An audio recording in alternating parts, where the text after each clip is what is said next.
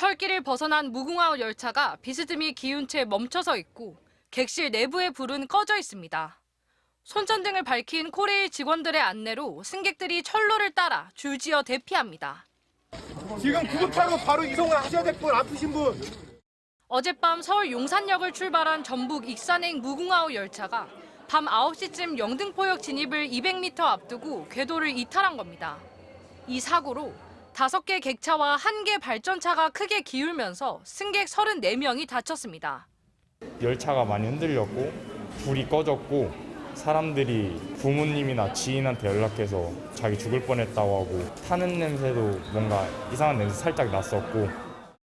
코레일이 밤샘 복구 작업을 벌였지만 선로 위에 기울어져 있던 사고 열차는 예정 시간보다 4시간가량 지난 오늘 오후 1시쯤에야 치워졌습니다.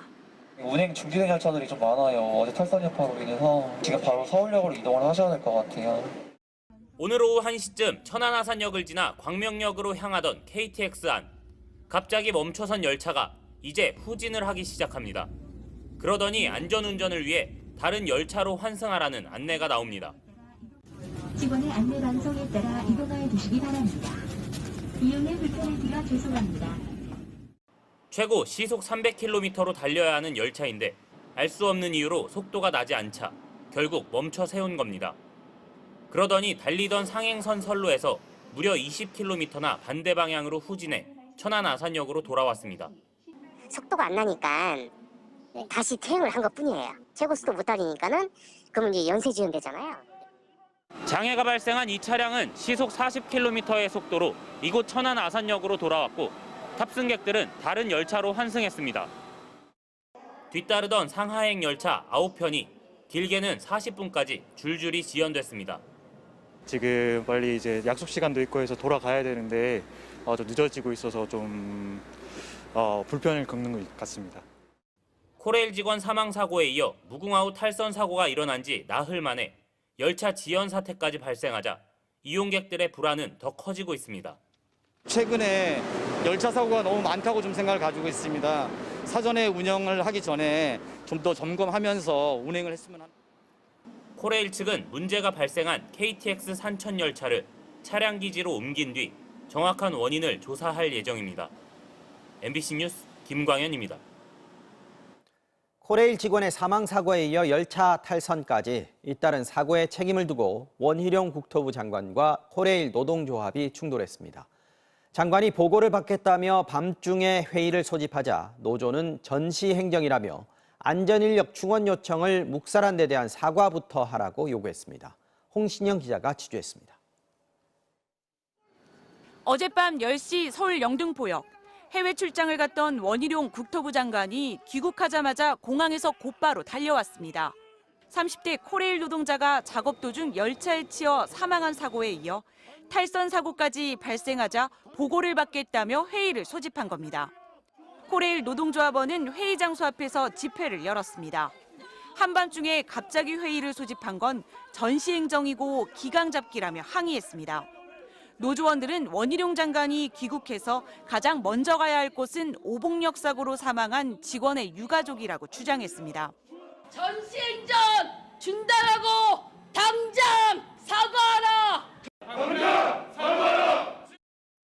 원희룡 장관은 출장 중인 7일 코레일은 하나에서 10까지 모두 바꿔야 한다는 말을 보도자료로 냈습니다.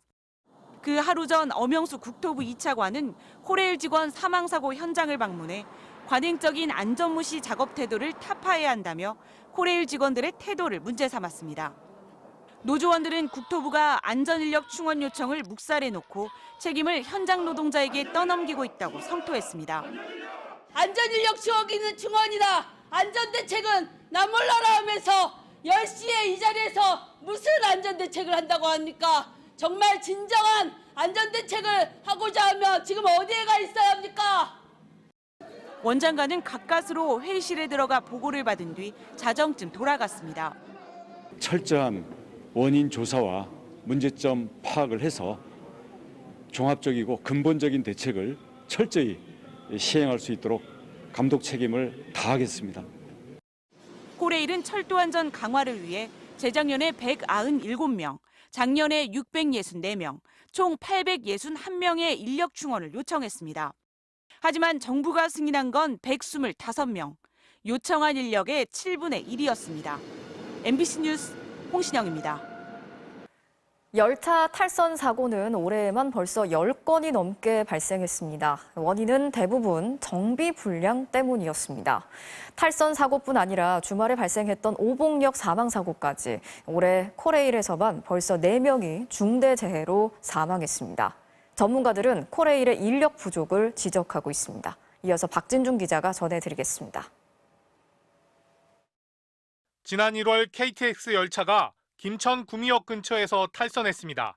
승객 7명이 다쳤습니다. 7월에는 SRT 열차가 대전에서 탈선했습니다. 역시 승객 7명이 다쳤고 상하행선 운행이 2시간 넘게 지연됐습니다. 올해 발생한 열차 탈선 사고는 13건, 열차 선로를 바꿔주는 선로 전환기 불량, 선로 노후, 열차와 열차를 연결하는 장치 이상, 사고 원인은 대부분 정비 문제였습니다. 전문가들은 인력 부족을 지적하고 있습니다. 철도 안전 체계라는 게 결국 이제 사람 인력으로 하는 것입니다.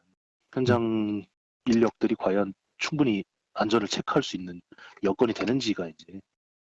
2019년 코레일은 외부 회계법인에 의뢰해 적정 인력에 대한 진단을 받았습니다. 차량, 전기, 시설, 유지 관리에 추가로 1,668명이 더 필요하다는 결과가 나왔습니다. 하지만 직원은 더 늘지 않았습니다. 반면 점검해야 할 선로 길이는 2015년 8,465km에서 지난해 9,874km로 늘었습니다. 3조 2교대에서 이제 4조 2교대로 전환하면서 국토부에서 한 명도 증원을 안 해줬거든요. 조당 인력은 오히려 줄어버렸어요. 실제로 주말 사이 발생한 경기도 의왕시 오봉역 사망 사고는 보통 3명이 하던 일을 2명이 하다가 발생했습니다. 탈선 사고 직후 원희룡 국토부 장관은 코레일은 하나부터 10까지 모두 바꿔야 한다고 질타했습니다.